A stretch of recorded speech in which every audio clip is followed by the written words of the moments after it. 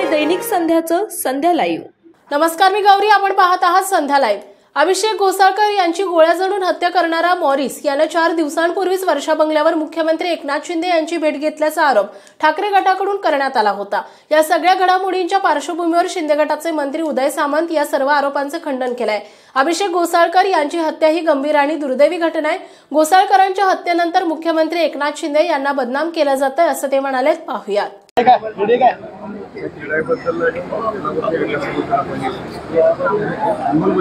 क्रीडाईचं अतिशय आदर्शवत असं काम कोल्हापूरमध्ये सुरू आहे आणि योगायोगानं आज मुख्यमंत्री मोदी यांचा वाढदिवस आहे। त्या वाढदिवसाच्या निमित्तानंच तो कार्यक्रम मुंबईमध्ये होता, त्याच्यामुळे इथे यायला मला उशीर झाला। एक महत्त्वाची गोष्ट आहे की कोल्हापूरचा सर्वांगीण विकास व्हावा हे एकनाथ शिंदे साहेबांचं, देवेंद्रजींचं आणि अजितदादांचा अजेंडा आहे। मला असं वाटतं की कोल्हापूरच्या ज्या काही मागण्या आहेत, क्रीडाईच्या ज्या काही मागण्या आहेत याची बैठक आम्ही तातडीनं लावू आणि त्याच्यातनं योग्य तो नाही कोल्हापूरला नक्की देऊ। खरं तर राज्यभरामध्ये आज गोळीबार प्रकरणावरून फार गोंधळ सुरू आहे, गदारोळ सुरू आहे। गृहमंत्र्यांच्या राजीनाम्याची मागणी देखील करता येईल। गोंधळ घालणारे कोण आहे? ज्यावेळी पालघरला अनेक साधूंची हत्या झाली त्यावेळी हे कुठं होते? ठीक आहे, त्यावेळी सरकारमध्ये आम्ही होतो। कालच्या गोळीबाराचं कोण समर्थन करत नाही। ज्यांच्या कुटुंबामध्ये हा प्रसंग घडलेला आहे, घोसाळकर कुटुंबामध्ये, त्यांच्या दुःखामध्ये आम्ही 100% सामील आहोत। परंतु असं असताना त्याच्यामध्ये कायमस्वरूपी मुख्यमंत्र्यांना बदनाम करायचं। मी सकाळी पत्रकार परिषद घेऊन सांगितलं की यांचं कॉम्प्रोमाइजसाठी बैठक होती, तो फेसबुक लाईव्ह होता। आता मी कॉम्प्रोमाइजसाठी बैठक घडवली कुणी? बरं, ते दोघंही असं म्हणतात की आम्ही उभाठामध्ये आहोत। म्हणजे उभाठामधलं गँगवॉर आहे ना, ते दुसऱ्यावरच्या माथी कशाला मारायचं? त्याच्यामुळे जो प्रसंग घडला हा दुर्दैवी आहे।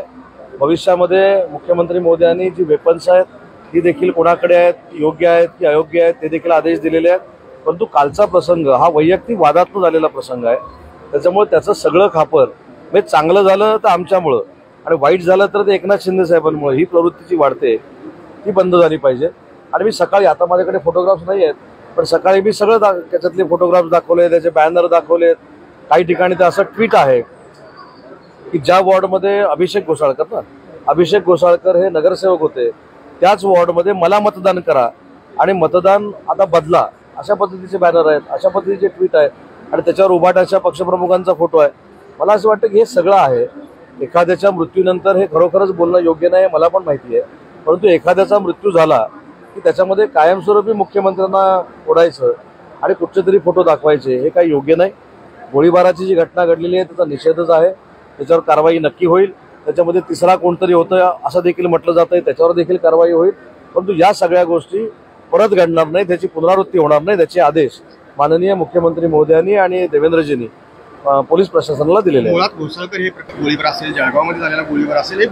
महाराष्ट्र तसेच पुणे जिल्ह्यातील महत्त्वाच्या बातम्या पाहण्यासाठी संध्या लाईव्ह न्यूज चॅनलला YouTube वर सबस्क्राईब करा आणि बेल आयकॉन प्रेस करा।